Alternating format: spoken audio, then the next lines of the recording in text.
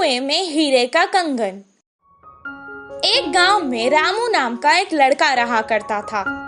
एक दिन जब उसकी माँ घर साफ कर रही थी, तब उसे एक पुराने जमाने का सोने का कड़ा मिला।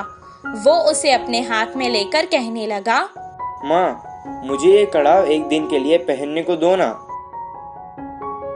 बेटे की इस ख्वाहिश को देखकर माँ ने कहा, ठीक है बेटा, पहन लो, लेकिन याद रखना कोई साधारण कड़ा नहीं है।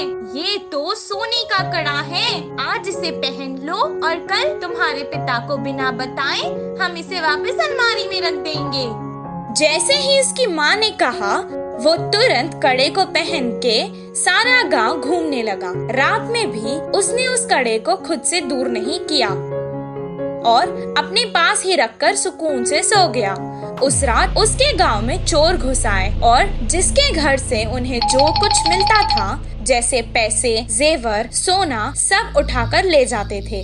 सुबह जब उसके गांव वालों को पता चला कि उनकी सभी मूल्य चीजें चोरी हो चुकी हैं, वो सब शोर मचाने लगे। कितना ढूंढने पर भी चोर का पता नहीं चला। रामू की वजह से उसके पुरखों का सोने का कड़ा चोरी हो चुका था। ये सुनकर उसके पिताजी को बहुत गुस्सा आया और वो डांटने और मारने लगे।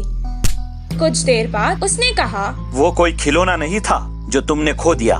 वो मेरे पुरखों की निशानी थी। अब दोबारा मुझे अपनी सूरत नहीं दिखाना। निकल जाओ यहाँ से। बेटे को कड़ा देने के लिए वो अब अपनी पत्नी को भी डांटने लगा। वहीं रामू अपने पिता से मार खाकर बहुत दुखी होकर घर से रोते रोते निकल गया। पास के बगीचे में जाकर एक बड़े पेड़ के नीचे रोता हुआ वो बैठ गया। वहीं पेड़ के नीचे जो चोर ने उसका कड़ा चुराया था, वो चोरी किया हुआ सामान वहां बंटवारा कर रहे थे। वो दोनों चोर जोर जोर से बात कर रहे थे। ये सुनकर रामू को पता चल गया कि वो वही चोर है।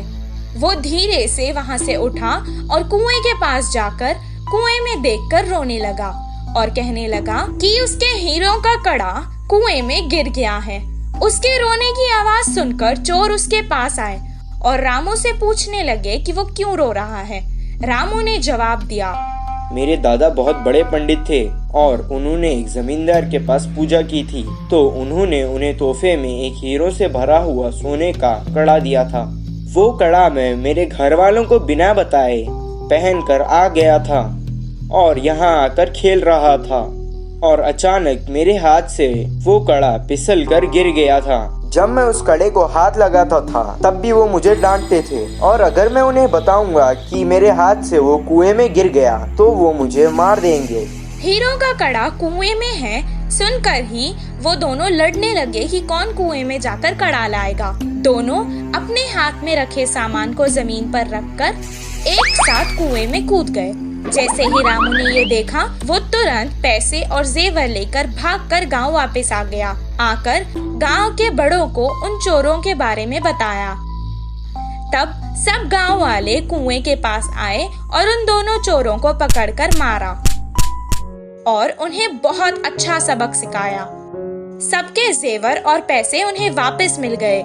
रामू और उसके परिवार को उनका पुश्तैनी कड़ा वापस भी मिल गया था और रामू की होशियारी की वजह से रामू को खूब शाबाशी भी मिली।